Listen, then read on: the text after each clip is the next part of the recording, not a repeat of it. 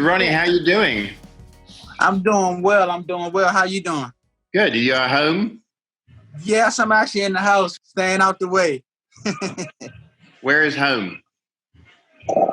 Washington, D.C. Just to let you know, we went out to all the employees at California Environmental Protection Agency, and they named you. They were like, "We want you to talk to Ronnie." So that's how your name came up. That's what I'm on. Yeah. No. We wanted to talk to you. Tell us, how did the green scheme, tell us about, how you thought of it and, how it's evolved. It's really doing amazing work.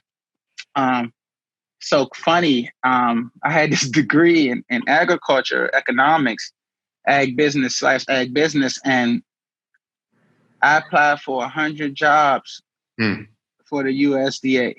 Wow. And I didn't get one interview. I was really frustrated not being able to get an interview from the USDA. And I just said, man, forget it. I'm going to start my own nonprofit. I'm going to make it cool to live sustainable, to be really into nature and educate people on that. But also, I want to have an equal component to incorporate that with health. I started with the kids in the rec center, and we did a "You Are What You Eat" workshop. It was just one workshop where we showed kids how they could take sweet potatoes, they can make sweet potato pie, they can make sweet potato chips, they can make a sweet potato juice. But then we also showed them how to cut the sweet potato, put the toothpicks in, gave them jars, and started them growing. After we established this organization, and we did one or two just community youth workshops, we identified a grant from the USDA, a community foods grant. And from there, it was just a series of, we had two sites, one in the second biggest housing development in DC, and the other one was at this youth center, after school center. And we built the garden, and we just did a bunch of education revolved around urban agriculture and also community food systems. And so from there, the kids were able to do tree plantings. We were able to bring different components of fruit tree plantings. We were able to do just bring different components of the environment in.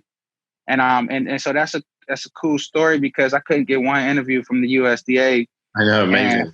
And then you got the money. The Green Scheme has really positioned ourselves, especially communities of color. But we are a trusted organization. We work with so many organizations, especially organizations that are way bigger than us, because we found a way to sort of bridge them to the hard to reach folks. And it's really cool how we're doing it. It's really a hands-on approach, and we're having some fun growing. If you took your organization to the next level, and the things that you're doing in your community were made nationwide, what would be the big things that you'd want to see happen? Friends that I have from the West Coast, they eat entirely different. There's a healthier lifestyle. And I think that is just through education. And that could be through the school systems. That could be through the parents, the families. That could be through the organizations. That could be through the faith-based institutions around. But I would love to see the leaders of these organizations become a little bit more informed on the environmental justice piece and the food justice piece. The second thing I would like to see is a lot more creative collaboration between government agencies, nonprofits, for-profit businesses, and grassroots organizations. I would like to see the resources being used a little more strategically, and that takes some work. Thank you, Ronnie.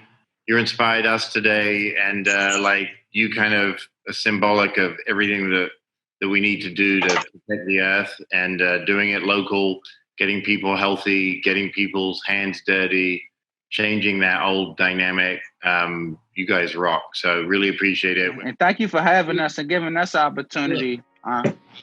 We love this type of stuff. Anytime we both can collaborate, it is super great. We're gonna talk to you again later, I'm sure. For sure. Let's stay in touch. We will. Bye-bye.